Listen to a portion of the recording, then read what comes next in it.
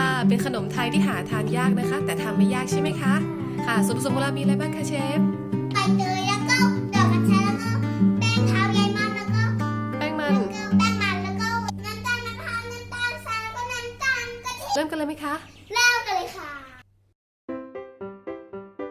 น้ำจะนวลช่วยขึ้นนะคะ